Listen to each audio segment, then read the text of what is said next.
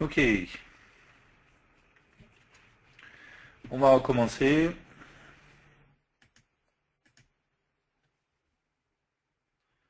Alors, hop, je vais repartager mon écran. Je vais juste jeter un œil aux questions, savoir s'il y avait des questions auxquelles on n'aurait pas répondu, qui seraient venues juste après la pause. Ok.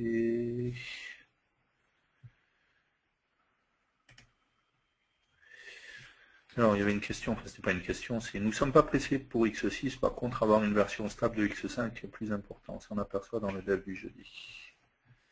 Ça fait partie des choses, voilà, il faut savoir que ça fait partie des choses prévues sur lesquelles on travaille actuellement, voilà, aussi, en plus des nouvelles fonctionnalités. En plus des nouvelles fonctionnalités, pardon. Voilà, de stabiliser le plus possible, FireMonkey, l'IDE et tout ça. Ok, donc on va continuer et on va passer sur Delphi et donc on va commencer à voir différentes choses. Ok. Alors première chose, on a parlé notamment au début dans les choses qui sont disponibles dans le pack. On a parlé des styles, d'accord? Donc on avait possibilité de récupérer un style premium dans la X5 et on avait premium style, voilà, RAD Studio X5 premium style. Lorsque vous allez récupérer ça, vous allez voir que vous allez vous retrouver avec un zip, hein, il a été dézippé ici, et vous allez voir que vous allez récupérer des styles différents, d'accord? Enfin des styles différents, non des styles identiques, mais vous avez un style pour chacune des plateformes. Windows, Mac, iOS, Android.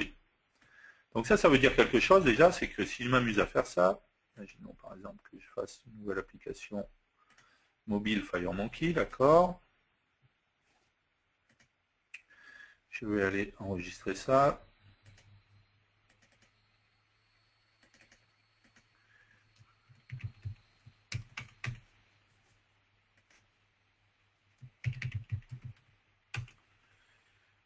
Ok.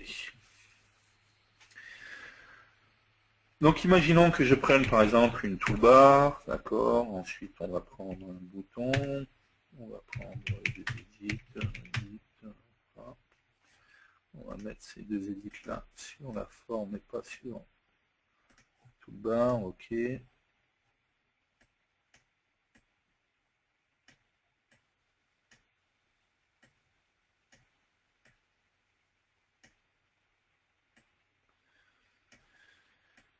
Ok. Donc ici je peux mettre dans style lookup, choisir un petit particulier, on va prendre ça par exemple, voilà. On peut mettre un bouton ici, voilà, qu'on va mettre là par exemple. Ok, imaginons que je veuille utiliser un de ces styles, d'accord. J'ai acheté ma version X5, j'ai récupéré mes styles, et du coup je voudrais en utiliser un, d'accord. Donc je vais rajouter la plateforme Windows, parce que moi je vais tester sur Windows d'abord, d'accord. Donc pour ça, pour pouvoir utiliser ces styles, je vais bien entendu utiliser un composant qui est le composant Steelbook. D'accord. Ce composant Steelbook, simplement, je peux double-cliquer dessus et ici, je vais pouvoir aller soit créer mon style, soit charger un style, tout simplement parce qu'ici, j'ai un bouton charger, d'accord, donc je pourrais aller charger un style. Donc, je vais aller récupérer, justement, hop, les styles que j'ai ici. Et on va prendre pour Windows, je suis en train de tester sur Windows, donc je vais prendre le Jet Style, par exemple. Donc, ici, j'ai mon style avec les différents éléments, d'accord, donc je vais faire appliquer et fermer. Ici, mon style a bien été chargé, il fait partie de mon stylebook, donc il va être dans mes ressources, du coup. Et je vais pouvoir l'utiliser. On est d'accord que si je m'amuse à exécuter directement comme ça, en l'occurrence, mon style n'a pas été pris en compte, d'accord. Ici, j'ai le preview comme il existe classiquement depuis la X5, c'était update 2. Mais mon style n'a pas été pris en compte. D'accord. Donc pour que mon style soit pris en compte, il va falloir tout simplement que sur la forme 12, enfin sur ma fenêtre, ici c'est forme 12, d'accord. Dans Steelbook, tout simplement par défaut, il n'y a rien, donc ce qui veut dire qu'il prend en compte aucun Steelbook. Moi, il faut que je lui dise de prendre en compte mon Steelbook dans lequel j'ai inclus mon style, d'accord, donc le Steelbook 1. Donc ici, je vais lui mettre Steelbook 1, et automatiquement, on va voir que directement, d'accord, mon style est pris en compte. Directement, même à la conception, je peux visualiser directement mon style. Donc si je m'amuse à exécuter ici mon application, on voit bien que mon application est stylée. Elle utilise bien le style. D'accord. Si je m'amusais ici, je vais faire tout effacer, d'accord, appliquer et fermer, on voit bien que mon style disparaît. Je reviens ici, charger, je vais prendre mon deuxième style, Diamond Style, appliquer et fermer, hop, automatiquement, on voit bien, sur ma forme, il est resté sur mon Steelbook 1, d'accord, Steelbook 1. Donc on voit bien ici directement que j'ai bien pris mon autre style. Voilà. Style gris, et je contourne la fenêtre d'une certaine manière et l'autre. Ok, donc ça serait une manière d'utiliser mon style. On va prendre l'autre, hop, je vais changer le jet. Maintenant, on est d'accord que lorsque j'exécute ici, je suis en mode Windows, d'accord, pour tester, ça me permet de tester mon application, de voir l'aspect qu'elle aura, même si ce n'est pas parfaitement exactement ce qui sera sur mon téléphone, sur mon boîte l'icône par exemple, ne sera pas exactement comme ça sur Android. Donc si je voulais dire maintenant, ben ok, c'est bon, j'ai bien fait, j'ai fait tout ce que j'avais à faire sur mon application, maintenant je vais tester ça sur mon téléphone. Donc ici je vais aller sur cible, je vais prendre mon téléphone Nexus, ok, j'enregistre et j'exécute. Ici j'ai mon VNC sur mon téléphone, on va attendre qu'il installe.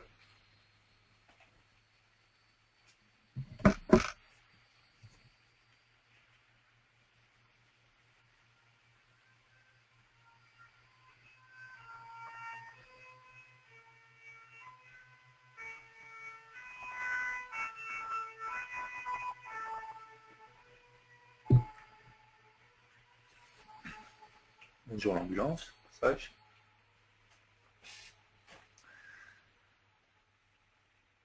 Ils viennent pas me chercher, je vous rassure.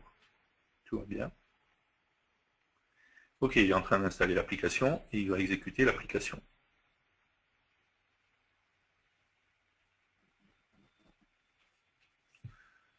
Qu'est-ce qu'il m'a fait là? Pourquoi je ne vois pas mes édits et pourquoi je ne vois pas mes boutons? C'est pas dans la question.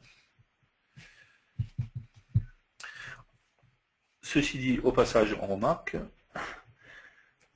qu'il y a donc un problème, tout simplement parce qu'on voit déjà d'entrée que le style n'est pas pris en compte. Alors pourquoi? Tout simplement en fait parce que quand on retourne sur mon Steelbook, on voit bien ici que quand j'ai fait changer, je suis allé chercher le style qui était dans le répertoire Windows. D'accord? Donc j'ai pris le style qui est le style spécifique pour Windows. Si je voulais le style Android, ben, j'ai un sous-répertoire Android. D'accord? Tout simplement parce que chaque plateforme a ses spécificités, donc il y a des particularités sur chacun des styles. Donc ce qui veut dire que j'ai un style par plateforme. D'accord? Donc imaginons ici, je dis ok, bon, dans ce cas-là, si ça ne marche pas comme ça, ici je reviens dans mon Steelbook, je fais effacer et je vais aller changer, au lieu de prendre le style Windows, je vais aller prendre le style Android. Ok, je vais appliquer et fermer. Ok. Du coup, on est d'accord que maintenant, lorsque j'exécute sur Android,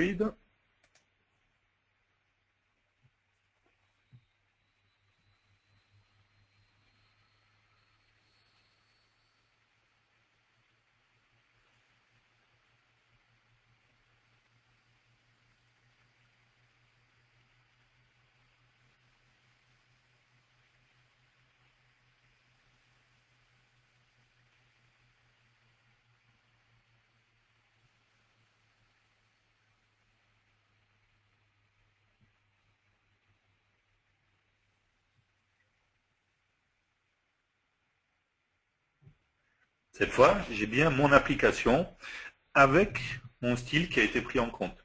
D'accord? J'ai bien mes édits qui sont stylés, mon bouton qui est stylé, mon bouton qui est là qui est stylé également. D'accord? Donc c'est pris en compte correctement. Mais ça veut dire que du coup, imaginons ici que je prenne sur Windows, que j'exécute sur Windows. Alors Windows c'est particulier, c'est le mauvais exemple parce que du coup il essaye de reproduire ce qu'il y a pour Android, donc il va plus ou moins prendre en compte. D'accord, mais imaginons que j'exécute sur iOS, alors là du coup, je sais pas, mon Mac connecté avec mon iPhone ou mon iPad, du coup je vais me retrouver avec une version qui aura la même problématique que j'ai eu tout à l'heure sur Android, à savoir qu'elle ne sera pas stylée pour iOS. Tout simplement parce que le style que j'ai téléchargé dans mon Steelbook, encore une fois, est un style pour Android. Alors comment faire?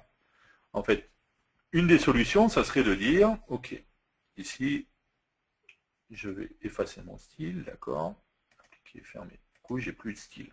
D'accord. Si j'exécute sur Android,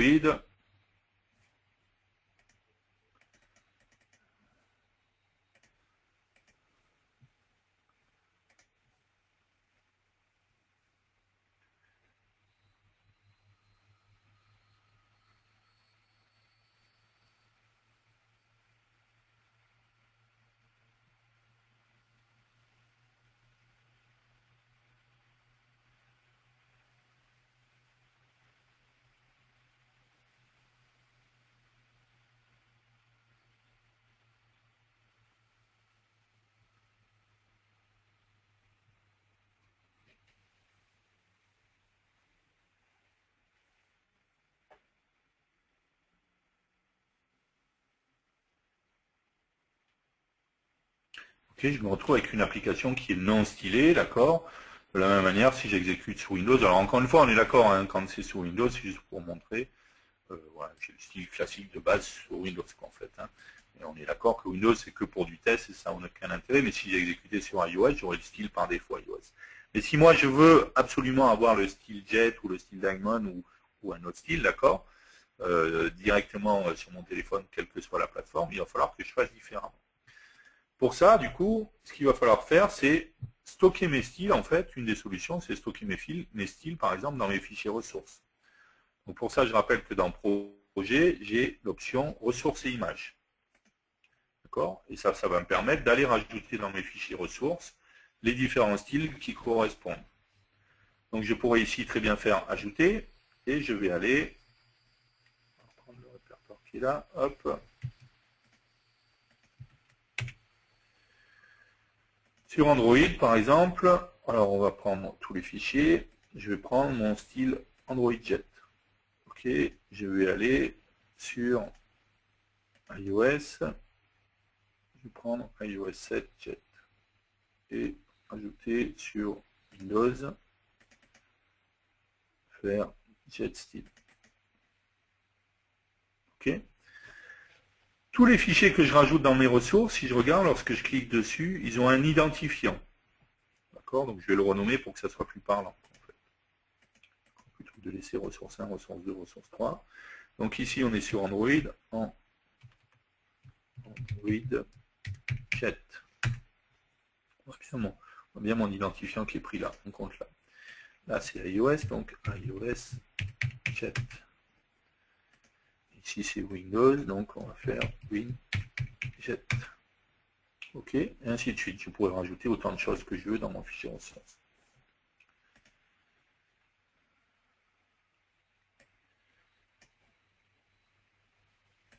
OK. Donc ça, c'est la première des choses. J'ai rajouté dans mes fichiers ressources mes différents styles. On voit au passage ici, si je regarde hein, dans mon gestionnaire de projet, on voit que je vais retrouver ici les liens hein, vers mes différents fichiers ressources. Fichiers styles, d'accord, qui seront pris en compte dans mon fichier ressources. Ensuite, qu'est-ce que je vais faire? Je vais tout simplement me mettre sur mon form create, par exemple. Et ici, je vais me faire une variable style.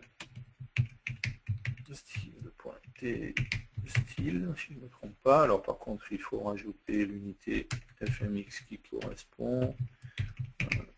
Style. C'est pas conf, pardon. C'est pas style, je me rappelle. Style avec un S. Non, c'est pas ça. C'est pas tstyle, pardon, c'est un tfmx object. OK. Et ici, je vais faire... Pardon. Si je regarde, j'ai un type T-Style Manager. T-Style Manager. Et ici, j'ai un Load from Resource.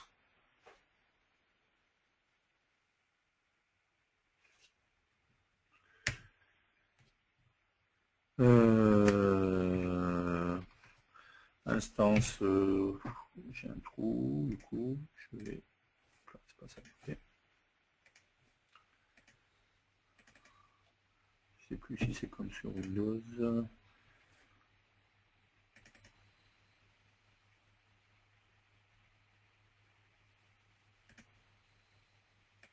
C'est l'application.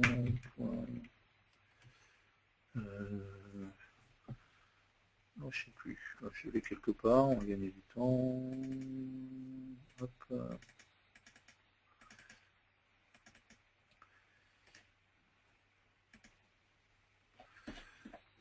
Hop. C'est H-instance, voilà. Je n'étais pas sûr que c'était pareil que dans la VCL. Donc, voilà. Hop.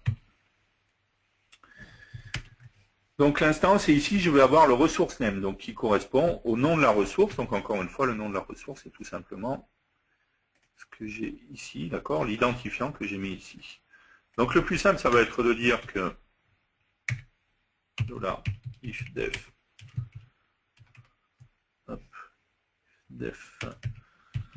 Android.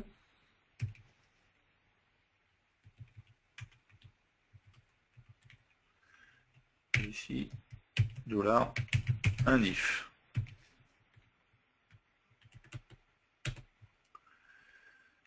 Et donc là, ici, on a dit que ça s'appelait Android Jet.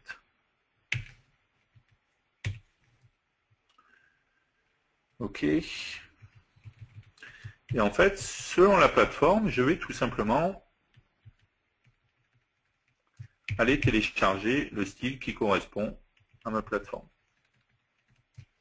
iOS Jet.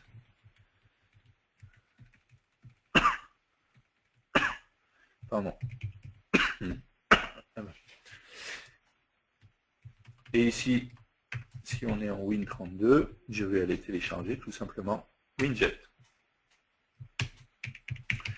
Et ensuite, tout simplement, j'ai plus qu'à faire un T-Style Manager. .setStyle. Ah, j'ai oublié de faire.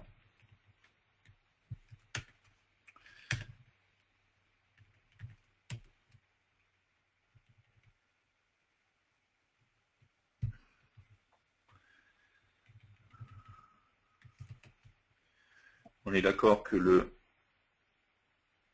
load from resource me renvoie bien un TFMX object, d'accord? Ah oui, j'ai oublié là. Hop, le style, donc style de point égal, d'accord?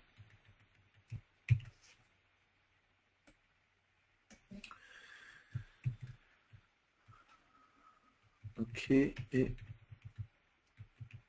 ici. OK. Et ensuite, j'ai plus qu'à faire ici un set style, d'accord, pour dire quel est le style qui est à prendre en compte, et tout ce que j'ai besoin de lui passer, hein, c'est un style qui est de type TFMX object, donc tout simplement, je vais lui passer un variable style.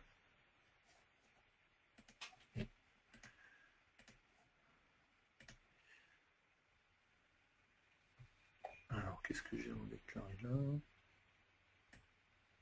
D'accord, s'il le dit.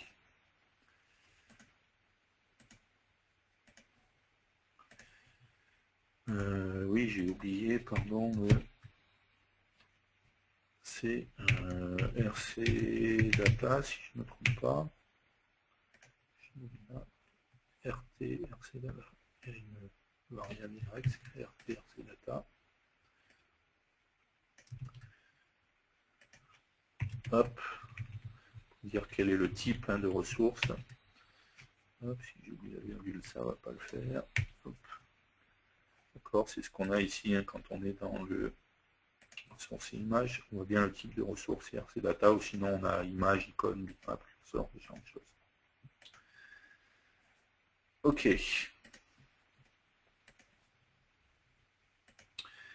Et ça va me permettre du coup, lorsque je vais exécuter mon application, d'accord, lorsque je l'exécute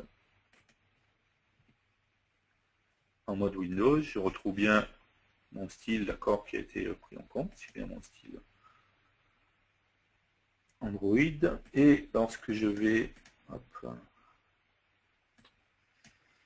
ici, choisir mon téléphone Android et que j'exécute mon application, alors qu'on est d'accord que on est d'accord qu'à l'update, qu'au design, hein, j'ai pas renseigné de style, j'ai pas de stylebook et ainsi de suite, quoi. Lorsque je vais exécuter mon application sur Android,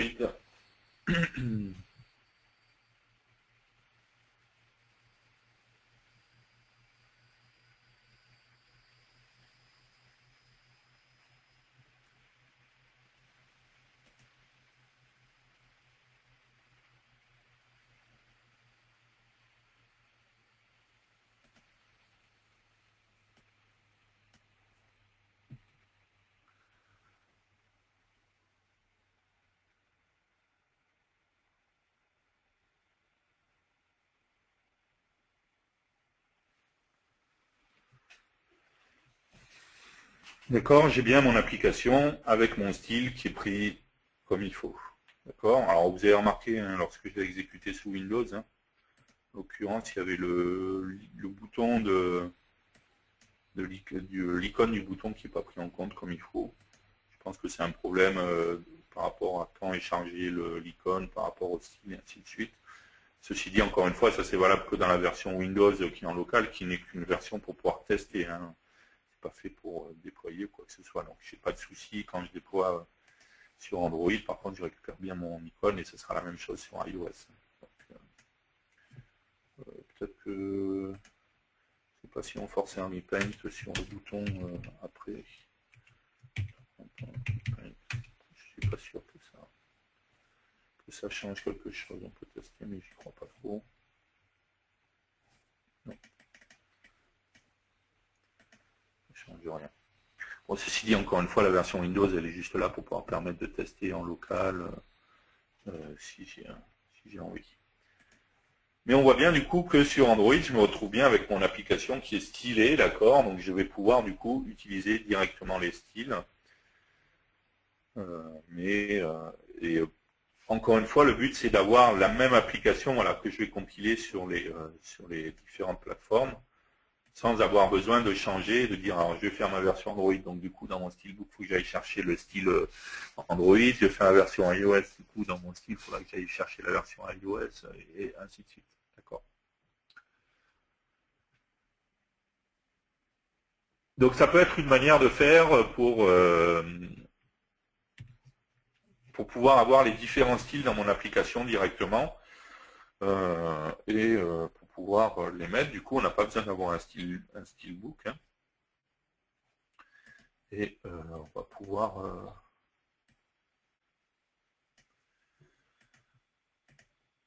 avoir mis ça dans les ressources et les télécharger automatiquement au fur et à mesure. Alors on pourrait, bien entendu, là on l'a fait avec comment ça s'appelle on l'a fait avec les fichiers ressources, bien entendu, rien ne m'empêche de le stocker directement, hein, ça serait la même chose à faire, si ce n'est que de stocker les fichiers, je veux dire, avec l'application, pour pas que ça soit si je veux pas que ça soit dans les fichiers ressources, tout simplement, au lieu de faire un load from ressources, je ferai un load from file. Simplement, il faudra juste que je fasse attention au répertoire. Ça, c'est des choses qu'on a déjà vues, hein, comment enregistrer et charger des fichiers directement, que ce soit sur Android ou sur iOS.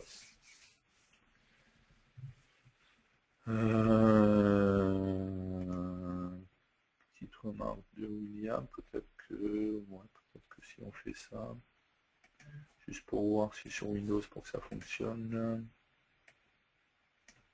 après avoir fait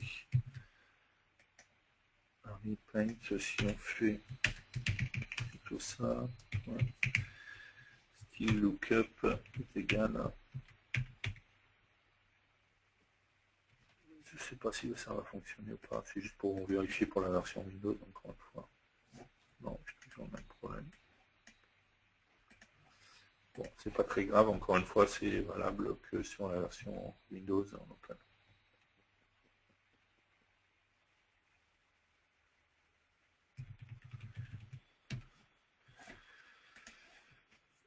Ok, donc ça c'était une première chose, on l'utilisera dans notre application de notes, on va styler notre application. Alors ça permettrait également, là on l'a fait pour que ça soit différent selon les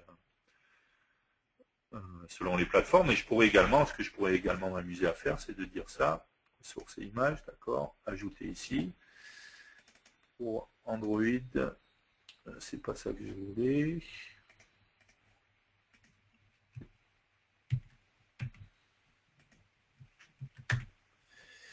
Android, hop, source, Android Diamond, ok, donc on va l'appeler Android Diamond, et aller rajouter Win Diamond, ok, et du coup pouvoir dire je vais passer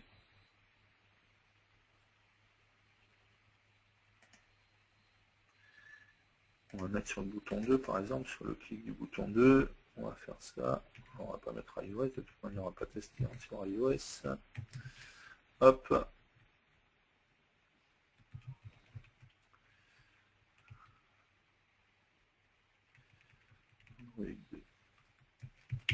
Diamond et Win Diamond.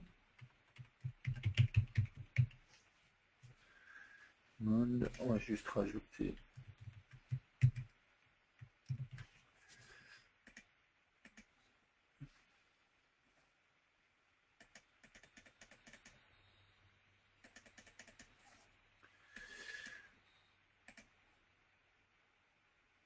voilà. Qu'est-ce qui s'est passé là?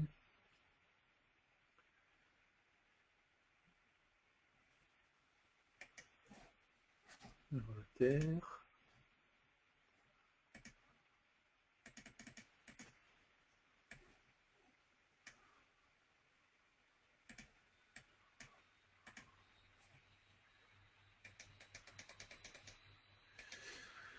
Alors, pourquoi ça lui a pas plu là? Ça, je vérifie que mes identifiants sont bien corrects. Alors.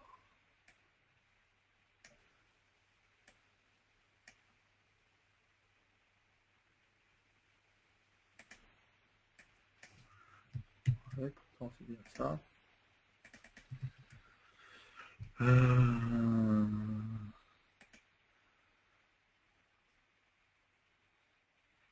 On va tester sur Android ou voir.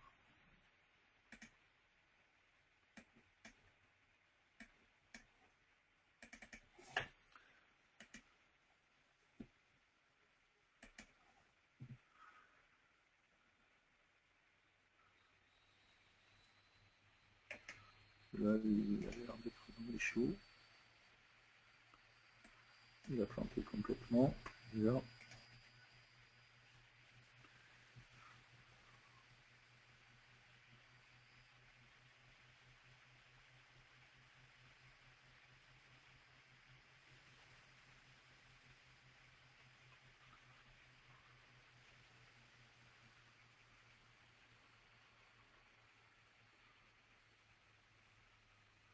On va voir ce que ça donne sur Android.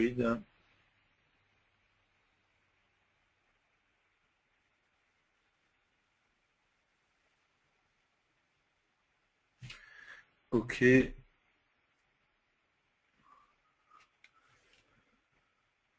Pas trop l'air de lui plaire, si.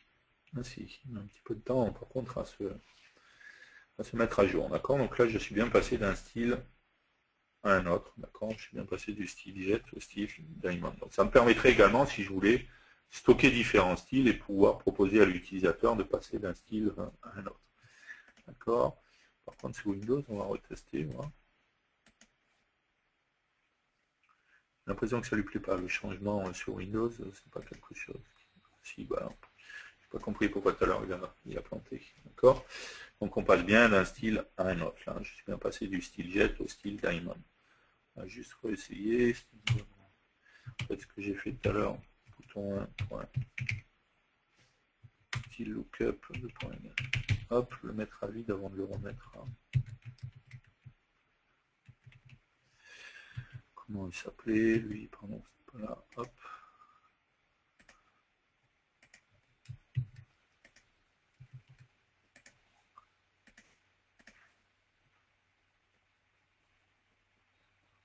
C'est pas l'air de...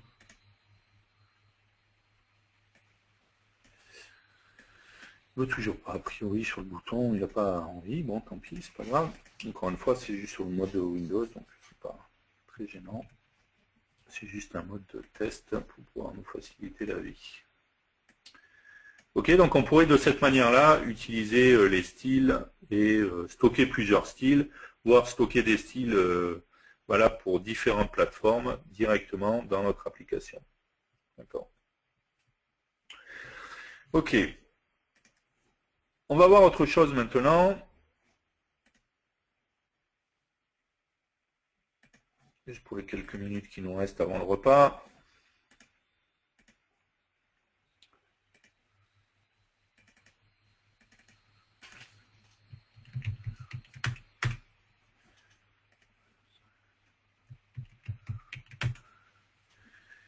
Ok. On avait déjà vu hein, la dernière fois, je ne sais plus dans quel épisode, l'application dessin ou de touche photo, je ne me rappelle plus. On avait vu, on avait utilisé l'objet T-sélection, d'accord, pour pouvoir à l'exécution, pardon, sélectionner un composant et pouvoir du coup l'agrandir, faire différentes choses dessus.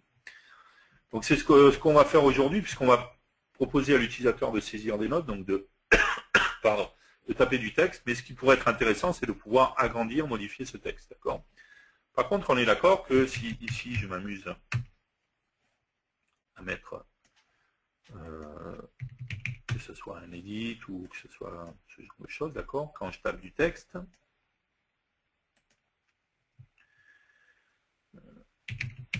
voilà, par exemple, imaginons que je prenne sélection. Donc on a dit le composant sélection, en fait, on va mettre edit 1 là-dedans.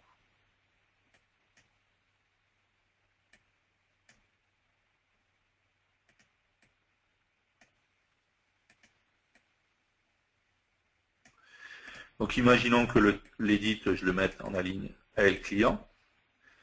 D'accord, je pourrais faire la même chose ici. Sélection. Je vais mettre le label là-dedans. J'ai toujours ce truc que je comprends toujours pas. Ok, imaginons que je mette le label en AL client, d'accord. On est d'accord que si j'exécute ici, on va exécuter sur Windows pour simplifier la vie, d'accord.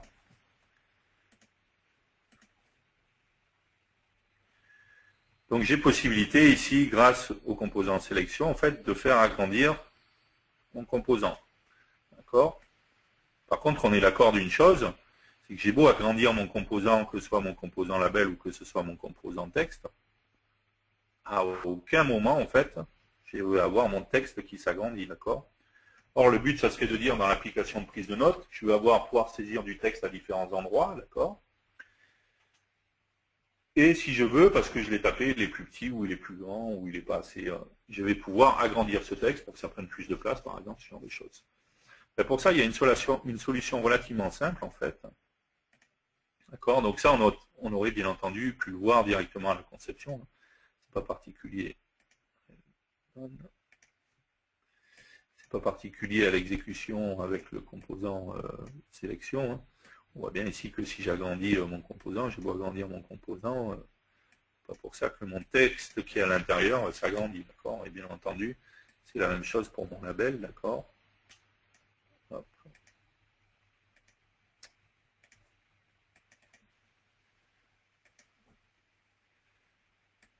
On voit bien, j'ai beau avoir mon composant label qui est aussi gros que je veux, c'est pas pour ça que c'est pas pour ça que le texte qui est à l'intérieur va s'agrandir. Ou alors il faudrait dans ce cas-là que je joue sur la police de caractère à chaque fois pour faire grossir le texte. Mais bon, du coup il faudrait que je m'amuse à calculer quelle est la taille que ça prend et tout ça. Donc ça va pas être évident et ça va pas être très simple. Et pour ça en fait on a un composant qui est beaucoup plus intéressant, qui va être le composant t-texte en fait. Ce composant t-texte, si on regarde, ok, il a tout simplement une propriété texte, donc comme un composant label, d'accord. Donc ici je pourrais le mettre voilà, de cette manière-là. Alors vous allez me dire si je le prends et que je l'agrandis, c'est pas pour ça que le texte qui est à l'intérieur, d'accord, grossit. Mais il a une particularité, c'est que dans ses propriétés, il a une propriété qui est là, qui est la propriété stretch. Et à partir du moment où dans ce composant texte, je vais mettre stretch à true, automatiquement, en fait, quand je vais grossir mon composant, on va voir que le texte qui est à l'intérieur va grossir également. Alors, ce qui fait un peu particulier, c'est cette sélection, je suis d'accord, ça fait bizarre, qui a tendance à grossir, en fait, également, alors que, en fait, ma sélection est du coup à devenir beaucoup plus grande que la vraie sélection du texte. Bon, je pense que c'est un petit souci sur le composant, mais ça n'empêche pas de fonctionner le composant, ça ne le fait pas planter. C'est juste à la conception, d'accord. Donc, en l'occurrence, si je m'amuse maintenant à prendre un composant sélection, hop, à mettre mon texte dans ma sélection, à lui dire en ligne avec client. Ah.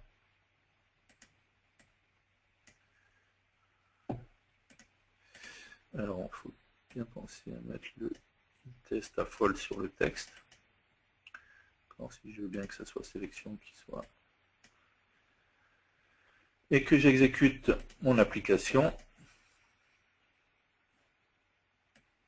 on va bien voir cette fois que, quelle que soit la taille que je vais donner à mon composant texte, cette fois, directement, il va pouvoir avoir la taille que je souhaite. D'accord? Donc, ça fait partie des fonctionnalités qu'on utilisera cet après-midi dans l'application de prise de notes. On saisira des notes et on verra que du coup, on proposera la possibilité de déplacer, de positionner, d'agrandir le texte qu'on a saisi pour pouvoir lui donner la taille que l'on veut. D'accord? Ok. On va s'arrêter là pour le moment, puisqu'il est bientôt l'heure de manger. On va voir s'il y a des questions.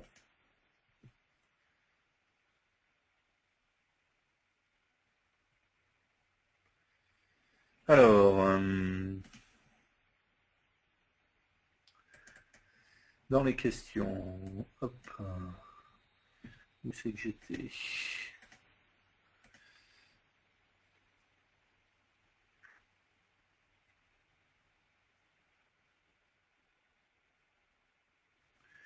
Alors, comment modifier les styles?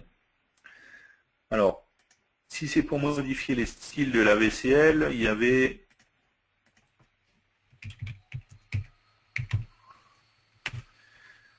Sarina Dupont, d'Embarcadero, qui avait publié un billet là-dessus.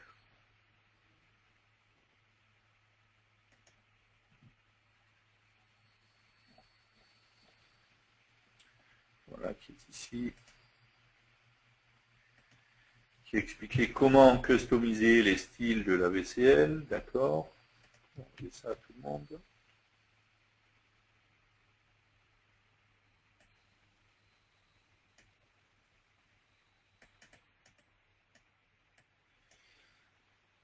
Ok.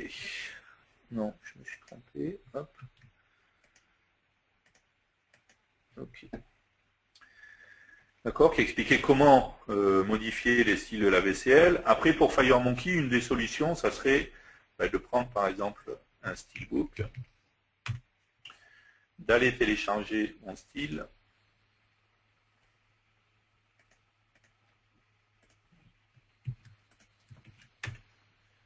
Ok, pour Windows par exemple, JetStyle. Ok. dans ma forme, je pense bien mettre que je prends en compte mon steelbook, voilà. Et en fait, je pourrais directement dans mon steelbook, hein, quand je double-clique dans mon steelbook, ici je vois en fait tout le contenu de mon style, d'accord? Sur chaque type de composant, qu'est-ce qui est intégré dans mon style. Donc je pourrais très bien ici voilà, modifier les différentes choses, je sais pas, dire que sur un bouton, je sais pas, le texte par exemple, il a une rotation de où la police elle est en rouge. Je mets un bouton par exemple ici, logiquement, si ça fonctionne comme il faut. Voilà. On voit bien que cette fois par contre mon bouton, normalement la police elle est en blanc, d'accord. Là ici directement elle serait en rouge. Donc je vais télécharger mon style, je vais modifier mon style. Après si c'est un style que je veux conserver, ben, je vais faire enregistrer directement, d'accord. Comme ça j'aurai mon style modifié que je vais enregistrer et que je vais pouvoir réutiliser directement dans d'autres applications. Mais je le modifierai ici directement dans l'éditeur de style pour FireMonkey. Pour la vaisselle encore, reportez-vous au billet de Sarina et pour FireMonkey, ben, la solution, ça serait ça. Ok. J'aimerais profiter de ce webinaire pour vous demander si Embarcadero prévoit un IDE Delphi 100% pour le web au lieu de passer par intraweb. Ben, il existe déjà un IDE hein, qui s'appelle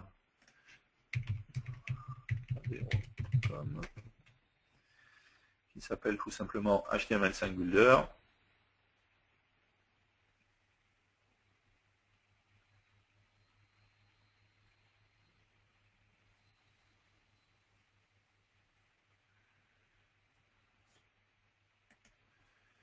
Donc dans Produits, développement applicatif, alors qui aujourd'hui est fourni dans le RAD Studio. Hein. On ne peut plus l'acheter à part directement. On va avoir, du coup, je ne sais pas comment, s'il y a une page qui est toujours dédiée ou pas.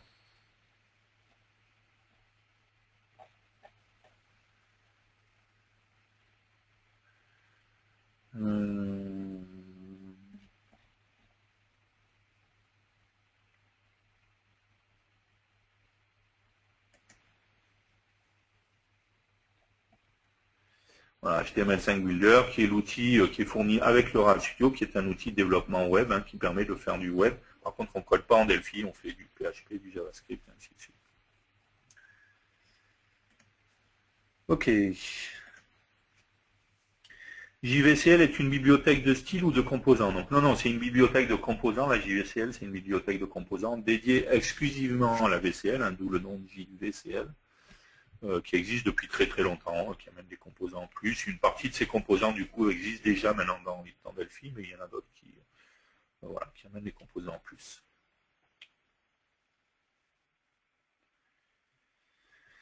Ok.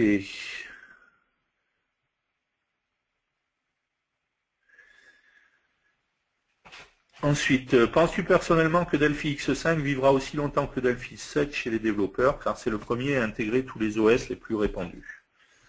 Alors, je ne sais pas si ça sera la X5, contrairement à Delphi 7, où, après, si on regarde Delphi 7 et les autres versions qu'il y a dans Delphi 7, hein, il y a eu la 8, bon, on va essayer de l'oublier, après il y a eu 2005, 2006, mais sur la partie Windows, il n'y a pas énormément d'évolution, ça ne va pas être le cas sur la X5 et les versions suivantes, bien sûr qu'il va continuer à y avoir beaucoup d'évolution, notamment sur la partie mobile. Donc je ne sais pas si c'est la X5 directement qui sera la plus répandue, mais en tout cas, ce qui est sûr, c'est que c'est une version qui a très bien marché, et notamment avec l'arrivée d'Android et tout ça, donc qui commence à être de plus en plus répandue. Maintenant, je ne suis pas sûr de dire que ce sera que la X5, peut-être que ce sera les autres versions aussi qui plairont beaucoup parce qu'il y aura des nouvelles fonctionnalités au niveau de développement mobile et autres. Quoi. Donc, à voir. Ça, malheureusement, il n'y a que le temps qui nous le dira. Contrairement à avant, je pense que les gens passeront plus facilement vers les autres versions et tout ça, ou contrairement à Delphi 7, où il y a beaucoup de gens qui sont restés en Delphi 7 et n'ont pas bougé pendant de nombreuses années. Quoi. Donc, notamment pour pouvoir évoluer avec les mobiles et les nouvelles fonctionnalités, je pense qu'il y a des gens qui iront sur les autres versions. Et autres. Ok, ensuite, développeur Delphi depuis 1997, je viens d'investir aujourd'hui à titre personnel dans Delphi Pro plus Pack Mobile, plus de 1500 €, Ayant une machine à la maison et un portable, peut-on installer sur les deux machines car je n'en utilise qu'une à la fois? Oui, donc ça fait partie des choses qu'on vous autorise quand vous achetez une licence de l'installer deux fois parce qu'on part du principe que vous pouvez avoir un poste fixe et un portable. À partir du moment, bien entendu, où vous n'utilisez pas les deux machines en même temps, parce que dans ce cas-là, il faut acheter deux licences, bien entendu, mais vous pouvez sinon l'installer deux fois. J'ai loupé. Où Thierry est allé pour ajouter des ressources? Donc pour ajouter des ressources, dans le menu projet, ressources et images. Donc c'est ici qu'on va pouvoir ajouter directement les ressources.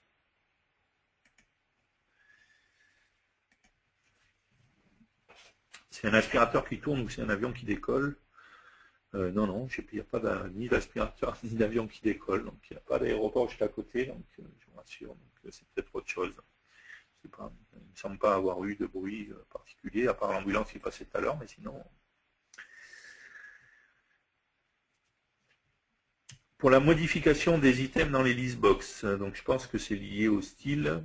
Dans ce cas-là, il faudra créer un style et l'appliquer à une listbox. On a déjà vu dans les épisodes précédents ce genre de choses, on en a déjà parlé. Sinon, je vous conseille de vous pencher sur les démos, notamment quand vous allez donc dans là où il y a les démos. Hop. Un studio 12.0 sample. Si vous ne vous rappelez plus où sont les démos, je rappelle à chaque fois tous les programmes. Embarcadero à Studio X5 et exemple. Voilà, il ouvre directement. Et ici dans FireMonkey, vous avez par exemple Custom Listbox. N'hésitez pas à aller voir ça. Justement, ça utilise un style spécifique pour la listbox. Vous pourrez voir. Et encore une fois, on l'a vu dans les épisodes précédents. Je ne me rappelle plus dans quel épisode exactement.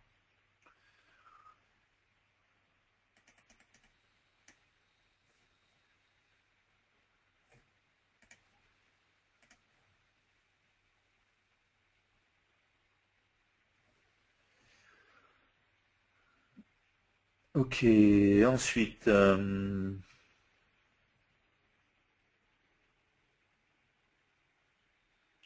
à propos de l'IDE, pourquoi pas une version FireMonkey de l'IDE compilée pour Win32, Win64 et macOS? Oui, c'est une bonne question. J'ai quelquefois ce genre de demande.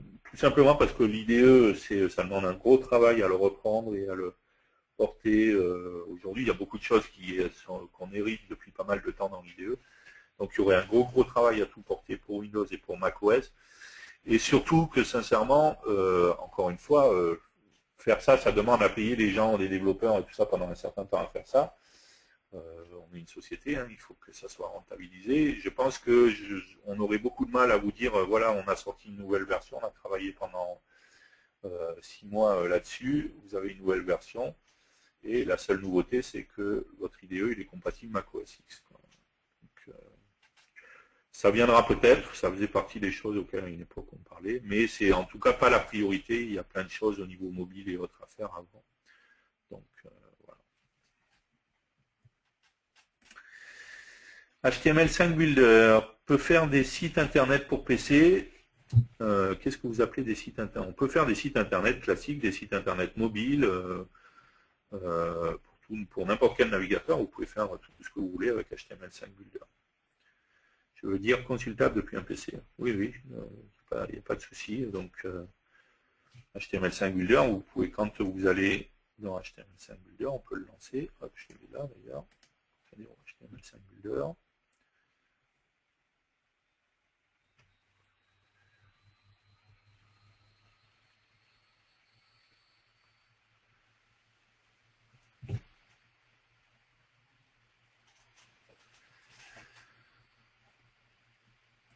Ok, donc ici, je vois que je peux faire un nouveau...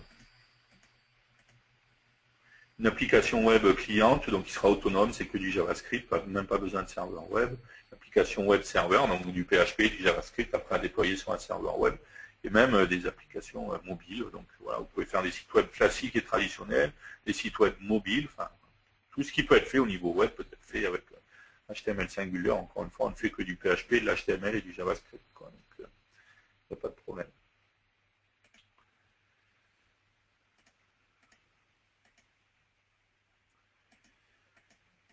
Ok, ensuite, le 64 bits Android devrait arriver chez Samsung en 2014.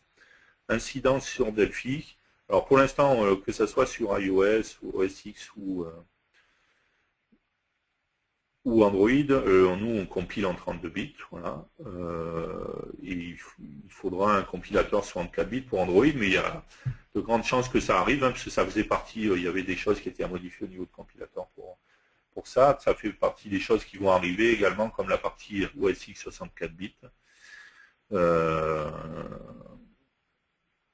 Donc voilà, donc ça viendra, on le fait déjà pour Windows, on le fera pour les autres plateformes aussi, donc ça viendra en même temps. Ce sera juste une option de compilation, hein, comme sur Windows. Aujourd'hui, il y a déjà plein de choses qui ont commencé à être prévues là-dessus pour ça. Mais aujourd'hui, quand je fais une application Windows, hop, application de bureau FireMonkey, ok. Oui. Ici, j'ai possibilité, en cliquant avec le bouton droit, de rajouter la plateforme Windows 64 bits. Voilà. On peut partir du principe, aujourd'hui on voit quand je rajoute OS X, j'ai que OS X, c'est du 32 bits. Dans les choses sont prévues, dans les évolutions, il y aura OS X 64 bits, et puis après, il y en aura la même chose, que ce soit pour iOS ou pour Android. Voilà. Ce sera une option de compilation. Donc ça viendra également avec le reste. Je ne vais pas vous donner de date encore une fois, mais...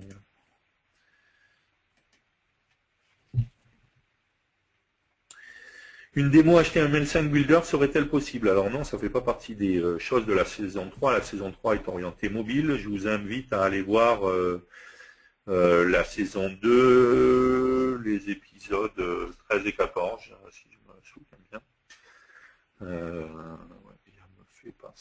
Oui, 13 et 14 a priori. Donc il parle du HTML5 Builder. Donc vous pouvez retrouver sur youtube.com/le-dev-du-jeudi. N'hésitez pas.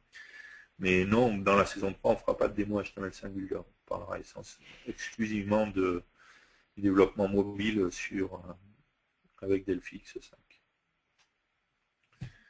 Ok, pas d'autres questions?